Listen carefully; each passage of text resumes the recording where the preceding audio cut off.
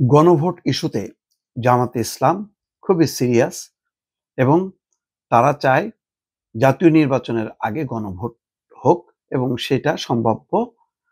তারা বলেছে যে নভেম্বর মাসে তারা চায়। নভেম্বর মাসের কোন প্রান্তে এটা বলা হয়নি, কিন্তু এখন নভেম্বরের দোরগোড়ায় অলরেডি সময়টা চলে এসছে। তাহলে 15 দিন 20 দিনের মাথায় গণভোটের মতন একটা গুরুত্বপূর্ণ আয়োজন সারা দেশব্যাপী, সেটা সম্ভব কিনা এটা নিয়ে প্রশ্ন আছে। সেটা ডিসেম্বরেও হইতে পারে।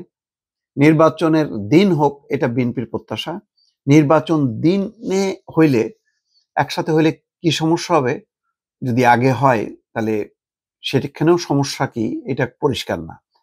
এক ধরনের ইগো সমস্যা মনে হচ্ছে, যেন রাজনৈতিক দল, যেহেতু বিএনপি বলে ফেলেছে নির্বাচনের দিন হইতে হবে গণভোট, সেই কারণে সেটা তারা ধরে বসে আছে।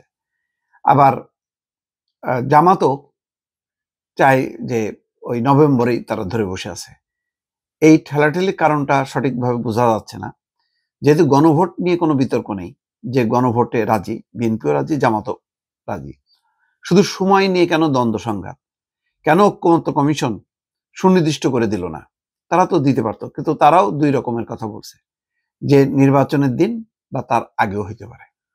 তার দায়িত্বটা নিল না। এখন পুরোটা বলটা চলে গেছে সরকারের কোর্টে। সরকার এমন একটা বিপদের মধ্যে আছে যে আজকে নির্বাচন নিয়ে বৈঠক হয়েছে, সেটা জাতীয় নির্বাচন নিয়ে, গণভোট নিয়ে কোনো আলোচনা হয়নি। তাহলে গণভোটের কি আসলে দরকারই নেই? এক অর্থে ঠিক, যে যদি গণভোট নাও হয় তাহলে যে অঙ্গীকার হিসেবে থাকবে এবং পরবর্তী সংসদ সেটা বাস্তবায়ন করবে। কিন্তু রাজনৈতিক দলগুলোর মধ্যে অনেকেই মনে করে, বা কেউ কেউ মনে করে যে না, রাজনৈতিক দলগুলো এই সনদ বাস্তবায়ন নাও করতে পারে। এক ধরনের অবিশ্বাস, যার কারণে ওই অটো বলা হচ্ছে যে 270 দিনের মধ্যে না করলে এটা অটো সংযুক্তি ঘটে যাবে, এই কথাগুলো। সেটা আবার বলছে যে, সালাউদ্দিন আহমেদ বলছেন যে এটা হাস্যকর। অটো স্বয়ংক্রিয়ভাবে মানে সংবিধানের মধ্যে ঢুকে যাওয়ার এই বিষয়গুলো খুব হাস্যকর। যাই হোক, এখন গণভোটের তারিখ ঘোষণা যত দেরি হবে, জাতীয় নির্বাচন তত সংকটে পড়বে বা পিছাবে।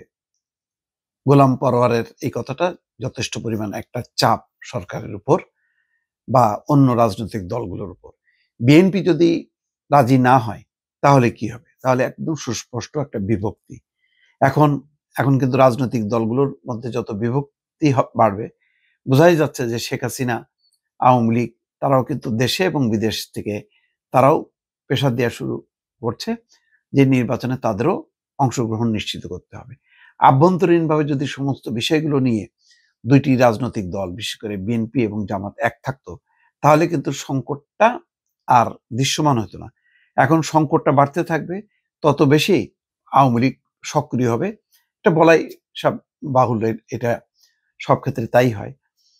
এখন জাতীয় প্রেস ক্লাবে জামাতের সঙ্গে যুগপৎ আন্দোলনে থাকা দলগুলোর এক যৌথ সংবাদ সম্মেলনে মিয়া গোলাম পরোয়ার এই কথা বলছেন। এখন জামাতের এই শক্তির সাথে আবার সম্ভবত এনসিপি শক্তিটাও যুক্ত হয়েছে, তারাও বলছে গণভোট হইতে হবে। সব মিলায় যে অবস্থা, আজকে বিএনপিও বলেছে যে ঐক্যমত্য কমিশনের প্রধান সুপারিশে, অর্থাৎ ডক্টর মোহাম্মদ ইউনূস সুপারিশে স্বাক্ষর করেছেন, এবং আরো 2-3টি রাজনৈতিক দল মিলে একটা পক্ষ হয়ে গেছে, আর বিএনপি চলে গেছে জনগণের পক্ষ। এই যে বিভাজনটা, এটা কিন্তু জাতীয় রাজনীতির উপর প্রভাব পড়বে।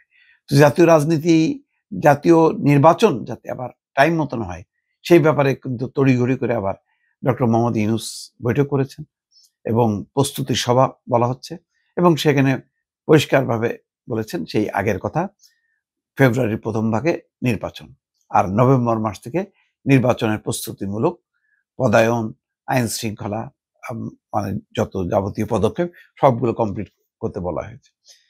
তো পুরোটা পরিষ্কার না। একদিকে জামাত যেটা বলছে, সেই গণভোটের সময় ঘোষণা হয়নি, বিএনপি নাখোশ যে তাদের সুপারিশগুলো, নোট অফ ডিসেন্টগুলো যুক্ত করা হয়নি। অন্যদিকে গণভোটের বিষয়ে এখনো রাজনৈতিক ঐক্যমত্য তৈরি হয়নি, যে না, অমুক দিনই হোক, আমরা সবাই একমত আছি।